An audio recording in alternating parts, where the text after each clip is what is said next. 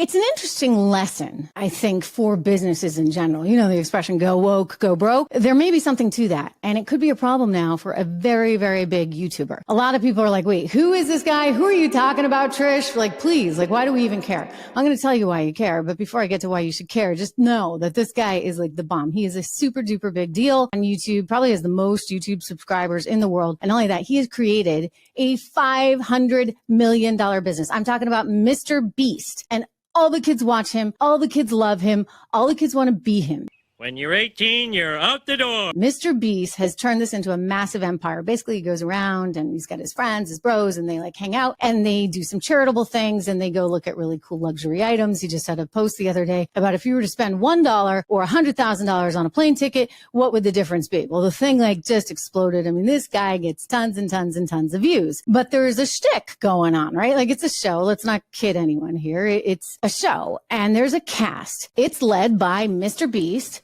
Jimmy Donaldson is actually his real name. And he's got all his guy friends around him. A lot of them have been around him his whole life. Like they've kind of grown up together. One of those guys, he's like his best guy, his best friend. So this is Chris Tyson. And this was him just like a year ago. This is Chris Tyson now. Okay. So like, whatever. You're like, okay, who cares? Let him do what he wants to do. But I'm just going to tell you, like, this is sort of a big deal in that you have a whole show built around the premise of these guys. Well, how does the show now incorporate a girl? Fair question, right? You know, it's kind of a sad story because the guy has a wife, he's got a little kid. It's just, it's horrible and sad to see. And I'm sure he's going through a lot. Let's just talk about it from a business perspective. I am a business reporter, as you know. So from a business perspective, you get this $500 million empire. It's built on this sort of guy's guy environment and a wholesome one at that. Like it's a pretty wholesome show and a lot of kids watch it because it is. And he's made a sort of point of not being overly political, not getting into some of the grainier stuff. And he's been successful with that and brands love him. Well, you know that brands are not going to love him if he comes out against his friend. And also, look, it's his friend. Maybe he doesn't want to. Mr. Beast went on Twitter and he responded to somebody who was posting a comment about a video from a guy named Sunny V2, who's another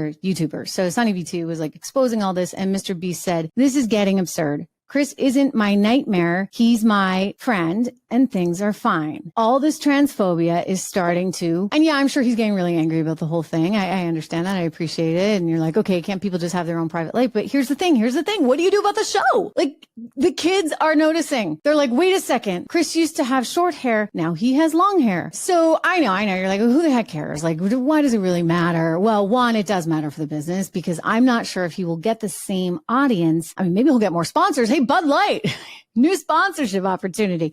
You got to think about it from the business perspective. And again, why do we care? It's private business. Well, I think that a lot of parents might care. And the reason I say that is because you look at what's going on in Florida, you look at what Ron DeSantis has run into, but parents overwhelmingly have supported him in his efforts to not introduce the whole transgender thing at such an early age to kids. It's one of the reasons why these drag show story hours are making people, parents, so upset. This is very polarizing. And I say this regardless of how you feel about any of it, okay? You got to admit it's polarizing stuff. And so the question is, do you want to introduce that kind of polarized material into your show while simultaneously maybe getting all these parents upset and they legitimately have concerns? I mean, their concerns are we introducing our children to something at too young an age? I would argue that we are. I would argue that, you know what, this is too much for kids to handle. You're confusing them enough. I mean, black is now white, day is now night, male is now female, female is now male. I mean, come on, like